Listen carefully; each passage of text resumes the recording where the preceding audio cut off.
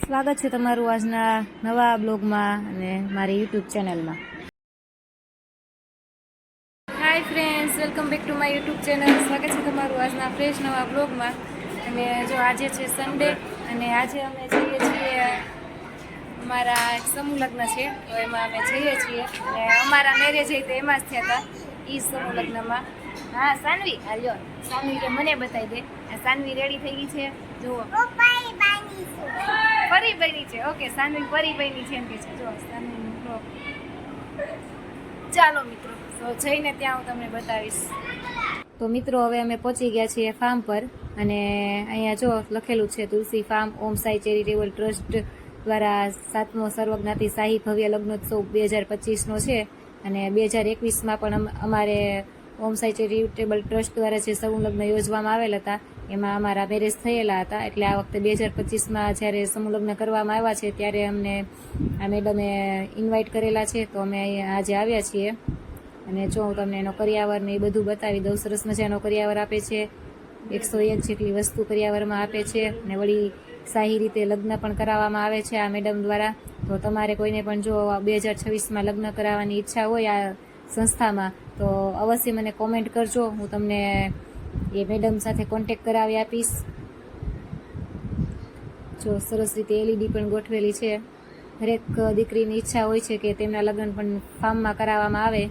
અને આપણે ઘરે જાતે લગ્ન કરીએ તો કેટલોય ખર્ચો થાય. એ ખર્ચાથી બચવા કરતાં સમૂહ લગ્નમાં લગ્ન કરવા એ બહુ સારું કહેવાય, એવો મારો વિચાર છે પર્સનલ.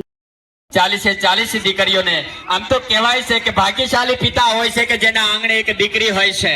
અને દીકરીનું કન્યાદાન કરવાનું સદભાગ્ય એ ભાગ્યશાળી માતા પિતાને મળતું હોય છે.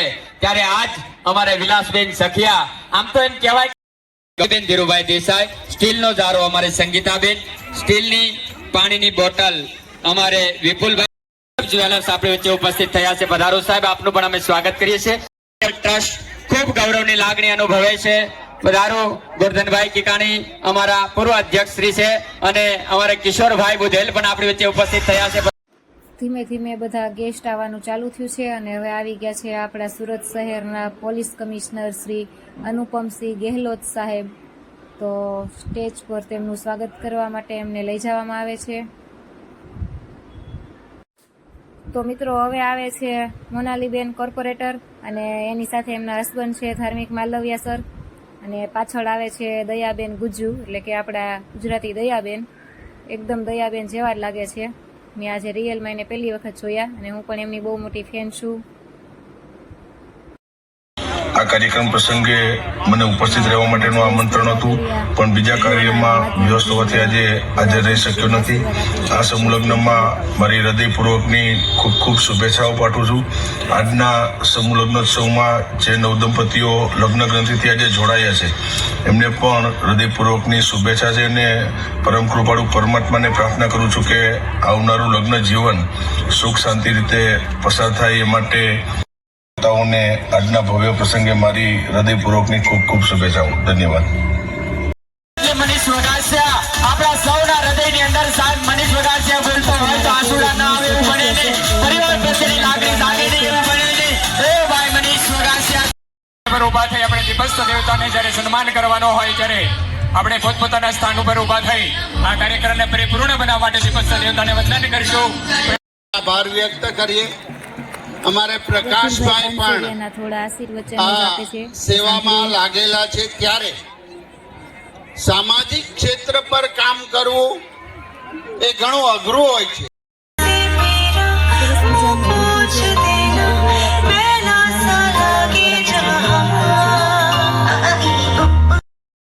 તો આજે આ નિમિત્તે અહીંયા મંચ વિરાજમાન અમારા માન્ય મંત્રી શ્રી પ્રફુલભાઈ પાનસરિયા સાહેબ અને અન્ય મહાનુભાવ અને જેને થકી આજના કાર્યક્રમ કરવામાં આવી રહ્યા છે એવા વિલાસબેન અને આખી એને પૂરી ટીમ.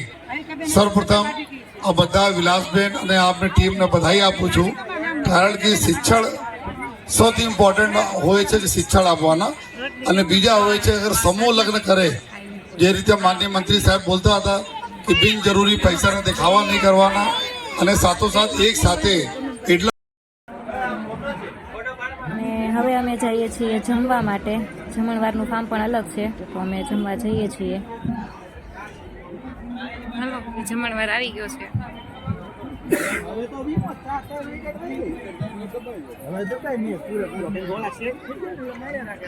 તો બહુ ટ્રાફિક નથી કા? તો ફ્રેન્ડ્સ, હવે અમે જમવા પહોંચી ગયા છીએ અને જમવામાં ડીશ લઈ લીધી છે. સાનવીએ ભાત ખાવાની શરૂઆત કરી દીધી છે અને તો ભાત જ ખાવા હોય કોરા. જો બધા જમે છે. જે ટ્રાફિક ઓછી હતી કેમ કે અમે બધાને છેલ્લે જમવા આવ્યા છીએ કા સાનુબેન. તો મળીશું નવા બ્લોગમાં અને મારી ચેનલ સબસ્ક્રાઇબ કરવાનું ભૂલતા નહીં અને સાથે મારા વિડીયોને લાઈક કરવાનું પણ ભૂલતા નહીં. Bye, take care.